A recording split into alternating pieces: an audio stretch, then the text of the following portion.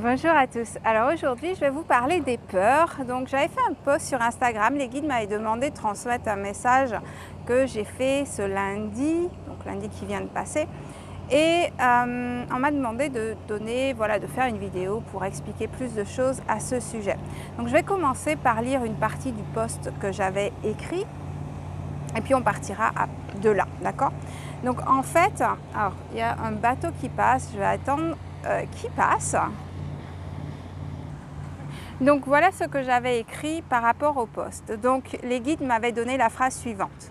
La peur est l'ennemi, pas les personnes. Donc en gros, il n'y a personne qui est votre ennemi. D'ailleurs, nous sommes tous un, je vous le rappelle. Donc il n'y a pas d'ennemi dans l'absolu. Ok?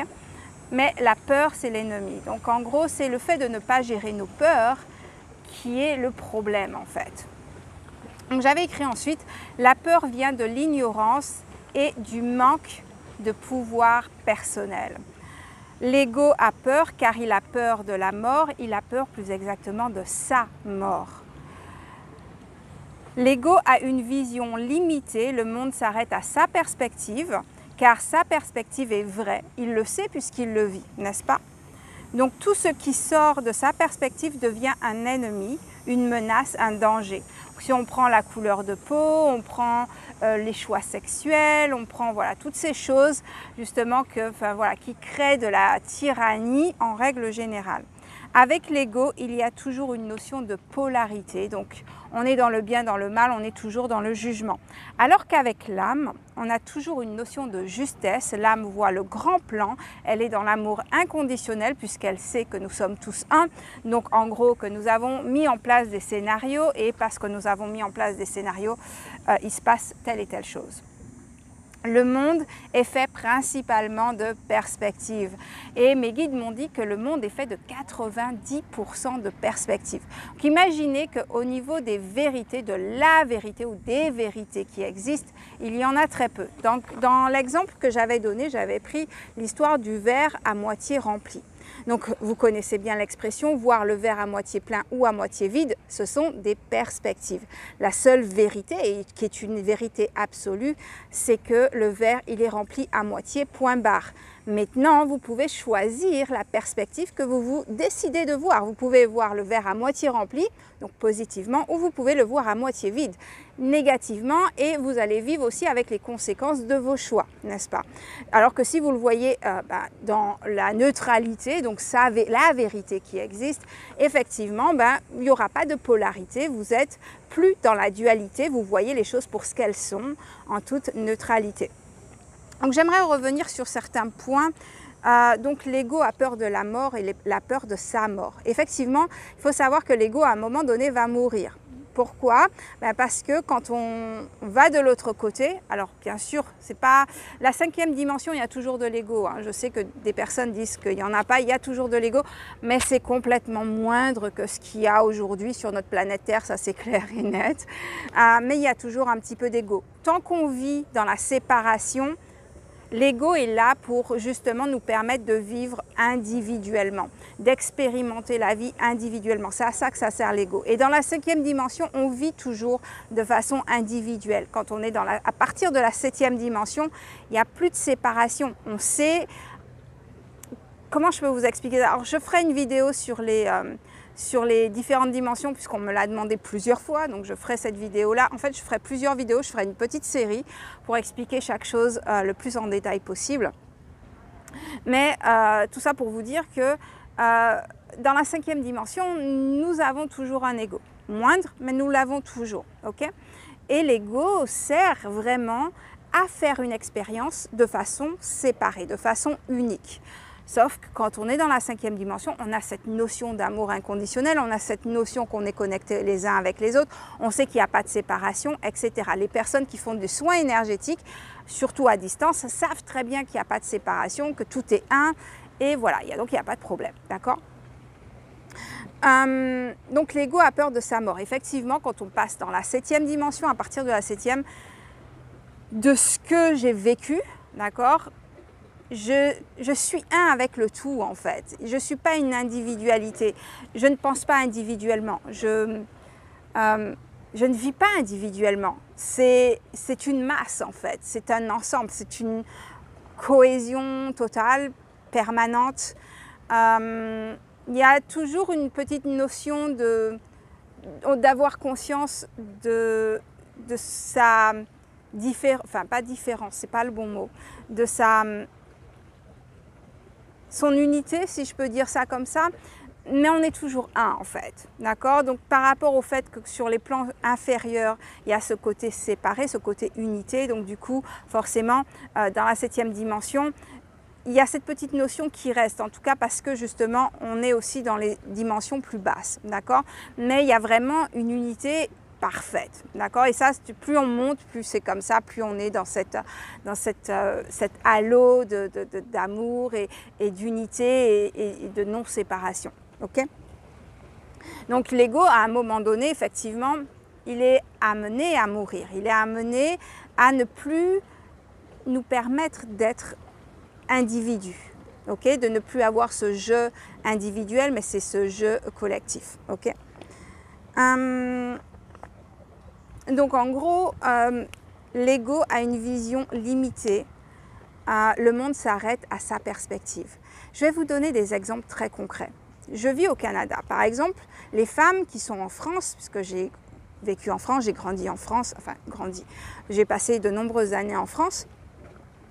Et les femmes françaises, par exemple, désolée pour vous messieurs, mais voilà, les hommes draguent énormément, elles se font toujours interpeller, ce genre de choses. Donc, pour toutes les femmes françaises, c'est une vérité que partout dans le monde, les hommes sont comme ça. Sauf que quand on vient au Canada, ben, c'est pas du tout comme ça. Les femmes sont à moitié nues, et quand je dis à moitié nues, je n'exagère pas du tout, parce que ça m'est arrivé de voir des choses que normalement on n'est pas censé voir. Et il n'y a aucun homme qui va zioter, comme on dit chez nous en Martinique, en créole, qui va regarder, qui va insister, qui va faire du rentre-dedans, ce genre de choses. Vous voyez, donc si on prend l'ego de la femme française, par exemple, ou peu importe, hein, en Europe en général, en Afrique, aux Antilles, ce genre de femmes, donc nous, hein, moi aussi, hein, compris, puisque je pensais comme ça, la perspective, c'est tous les hommes sont comme ça. Alors que ce n'est qu'une vérité, ce n'est qu'une perspective, ce n'est pas une vérité absolue, d'accord? Quand on vient au Canada, c'est totalement différent. Alors, l'histoire fait que, par exemple, le Canada est matriarcal, c'est pas patriarcal comme la majorité de la planète. Donc, vous voyez, c'est des perspectives différentes. Il y a un autre exemple que j'avais donné dans mon livre, Le Petit Livre des Anges, qui est en lien avec la mort. Donc, nous, Européens, le monde occidental, bon, la majorité de la planète, encore une fois, pleure quand quelqu'un meurt. Alors que certaines tribus, d'ailleurs il y en a qui l'ont perdu parce que la Serbie était comme ça et ils ont changé leur façon de penser, donc leur culture, tout ça c'est culturel, hein. L'ego est en lien avec la culture aussi. En fait, ces personnes-là, avant, donc en Inde, il y a toujours des ethnies comme ça, et en Amérique du Nord aussi, pour certaines tribus amérindiennes, il y en a toujours aussi. Donc il y a des tribus, enfin voilà, des petits groupes de personnes qui ont totalement conscience de ce que c'est que la mort. Et donc du coup, quand quelqu'un part, ils font la fête. Ils ne sont pas en deuil comme on peut l'être nous en tant qu'Européens, etc. Ils font vraiment, ils honorent, ils fêtent le départ de la personne parce qu'ils savent très bien que là où ils vont, c'est bien la plupart du temps. Donc voilà, et alors qu'en Inde, ils pleurent l'arrivée des enfants parce qu'ils ne savent pas, par rapport à leur karma, qu'est-ce qu'ils vont devoir vivre quand ils viennent sur Terre. Donc vous voyez, tout ça, c'est des perspectives. La vérité derrière, c'est que, en fait, on est là, hein, et puis après, on passe de l'autre côté. Donc, l'ego a peur, justement, de cette mort, parce qu'il pense que c'est la fin de tout. En fait, il n'a pas conscience que ça va bien au-delà de tout ça. Donc déjà, calmez votre ego. Sachez que, quoi qu'il arrive, ça ne sert à rien d'avoir peur de la mort. Nous allons tous y passer quoi que l'on décide, d'accord? Même si c'est dans 120 ans, 130 ans, 500 ans, À un moment donné, le corps physique, ce véhicule qu'on a emprunté, sera fatigué et il nous faudra emprunter un autre corps physique si on veut revenir dans cette densité, d'accord? Ou on voudra partir ailleurs, c'est OK, d'accord? Donc, il faut déjà prendre, la première chose à comprendre, c'est ne pas avoir peur de la mort, ne pas avoir peur, ne pas laisser votre jugement être embrouillé parce que vous avez peur de la mort. Surtout que de nos jours, on n'a quasiment pas de danger. Donc en gros, l'ego était forgé aussi pour nous aider à la survie. Donc en gros, si un lion arrive, ben on va courir ou on va se figer ou on va monter un arbre, enfin on va trouver une solution pour rester en vie.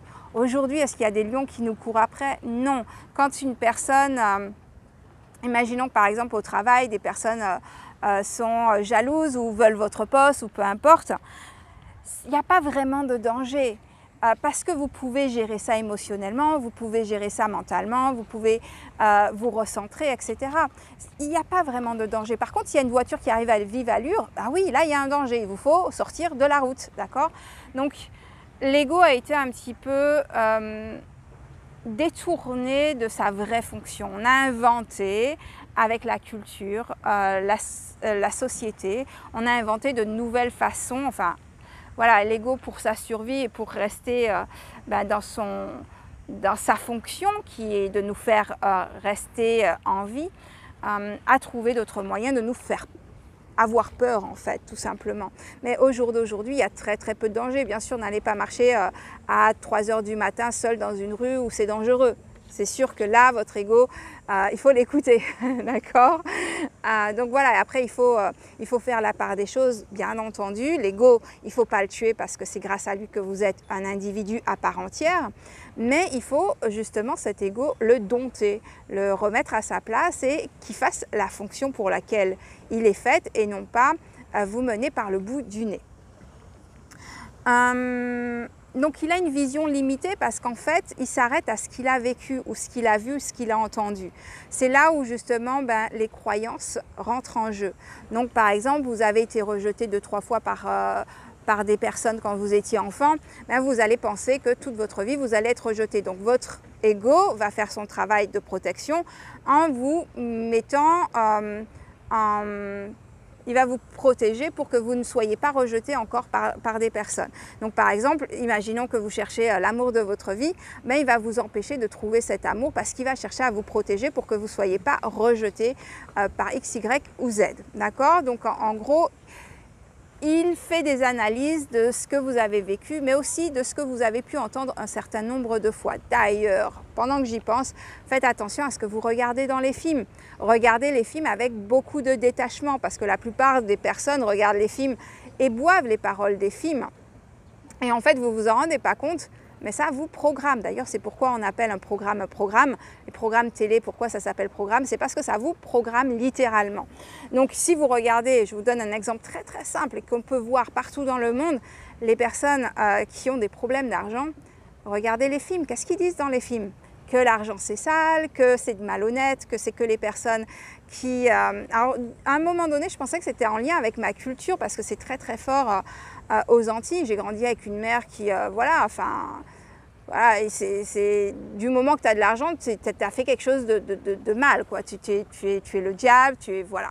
Donc du coup, j'ai grandi avec ça. Du coup, l'argent, c'était un gros problème chez moi. Et je pensais que c'était que ma culture en fait, parce que j'ai grandi comme ça. Mais en fait, ça va beaucoup plus loin que ça. Si on regarde les films, et du coup, maintenant, je ne regarde plus un film pour regarder un film. J'analyse tous les films sans aucune exception. C'est plus pour m'entretenir, enfin, je ne sais pas comment on dit ça en français, mais pour me divertir. Voilà, ce n'est plus pour me divertir, mais c'est vraiment pour comprendre qu'est-ce que la personne a voulu mettre dans le film derrière, voilà, la psychologie de la personne qui a écrit le film, ou qu'est-ce qu'ils veulent faire passer à la masse aussi, parce que souvent il y a ça aussi. Et si vous regardez la plupart des films ou des séries télévision, voilà, les personnes qui ont de l'argent, ce sont des personnes négatives qui ont fait du mal ou qui vendent de la drogue ou qui font des choses négatives, qui ne sont pas dans la charité, etc. Mais ce n'est pas la réalité. Allez chercher la réalité ailleurs, regardez pas, laissez pas un film vous contrôler, laissez pas un film vous manipuler. Donc regardez les films, oui, amusez-vous à regarder les films, mais regardez-les avec beaucoup de détachement. Ne vous laissez pas imprégner par ces croyances limitantes qui ne sont que des croyances limitantes et qui, même dans le milieu de la spiritualité, je vois de plus en plus de nouvelles croyances limitantes qui se mettent en place. Détachez-vous autant que possible, prenez du recul. Demandez-vous toujours, est-ce que c'est une perspective ou est-ce que c'est une vérité? C'est pour ça que tout ce que je partage avec vous, je relate exactement comment je l'ai vécu, mais maintenant je mets une interprétation parce que je suis un individu et j'ai un ego et je mets une interprétation derrière. Donc le fond est vrai, d'accord? Donc oui, il y a de l'autre côté. Ce que j'ai vu, je l'ai vu de la façon dont je l'ai vu. Bien entendu, vu que je fais en sorte de ne pas avoir de croyances limitantes de ce côté-là. En gros, je reste ouverte à ce que je reçois comme message, mais je sais très bien que en fonction de nos croyances, les images vont se coller à notre personnalité et j'en ai conscience et je veux que vous en ayez conscience aussi. Si on prend les Alana Akashiques, par exemple, je les vois comme un bouquin parce que j'adore cette image, mais ce n'est pas un bouquin. J'en ai totalement conscience et j'espère que vous en avez conscience aussi. Si ce n'est pas le cas, j'espère que vous allez comprendre là maintenant. Les Alana Akashiques, ce n'est pas une bibliothèque, ce ne se trouve pas à des kilomètres de notre planète, ça se trouve dans votre aura, c'est tout le temps avec vous, vos Alana Akashiques à vous, d'accord? Donc il faut comprendre tout ça, c'est vrai qu'on met plein de termes, on divise énormément, c'est important, hein? Je ne dis pas que ce n'est pas une bonne chose, c'est important pour que le mental puisse comprendre. Il a besoin de dissocier pour comprendre les choses. Mais après, il faut remettre les choses à leur place. Une fois qu'on a compris par dissociation, il faut refaire un tout, remettre les choses comme il se doit. D'accord? Donc, l'ego est toujours dans la polarité, va toujours être dans le jugement. Donc, une chose que vous pouvez faire qui va vous aider de savoir est-ce que vous êtes dans la vérité ou non, c'est vous poser la question suivante. Est-ce que c'est vrai? Imaginons que, par exemple, j'ai jamais été vraiment hyper bonne en mathématiques, d'accord? Alors qu'en statistique, j'ai toujours été bonne. Dans ma tête, j'étais bonne en statistique et c'est resté comme ça. Imaginons que je veux devenir un génie de mathématiques. Et la chose que je vais me dire, mais j'ai jamais été bonne en mathématiques, donc je ne serai jamais bonne en mathématiques, je ne serai jamais un génie des mathématiques. Mais ça, c'est une croyance. Est-ce que c'est vrai? Non, ce n'est pas vrai. Qu'est-ce qui prouve que c'est vrai? Parce que je n'ai pas réussi jusqu'à maintenant, mais j'ai jamais mis ma tête dans le fait de devenir un génie de mathématiques. C'est pas parce que certaines personnes sont nées en tant que génie de mathématiques que d'autres personnes ne peuvent pas devenir des génies de mathématiques. Vous voyez ce que je veux dire? Donc, est-ce que c'est vrai que je ne peux pas devenir un génie de mathématiques? Non, ce n'est pas une vérité. C'est une vérité dans l'instant présent parce que je n'ai pas mis ma passion, mon envie, tout ça dans cette discipline. Maintenant, est-ce que je serai nécessairement un génie de mathématiques? Non, ce n'est pas une vérité non plus, c'est une possibilité si j'y mets les moyens, tout simplement. Donc vous voyez, en me posant la question, est-ce que c'est vrai le négatif? Non. Est-ce que c'est vrai le positif? Non. Donc quelle est la vérité? C'est un choix. Ça, c'est une vérité. Qu'est-ce que en mon âme et ma conscience, qu'est-ce que je choisis? Ça, c'est une vérité. Ça, on est dans la neutralité, il n'y a pas de jugement. Zéro jugement. Donc oui, j'ai une possibilité de le devenir si mon âme, mon esprit, mon ego et mes actions s'alignent avec ça. Et non, je ne le deviendrai pas si mon âme, mon ego, mes actions s'alignent avec ça. Point final, ça c'est une vérité. Donc recherchez toujours vos vérités dans la neutralité. Les vérités ne sont uniquement que neutres.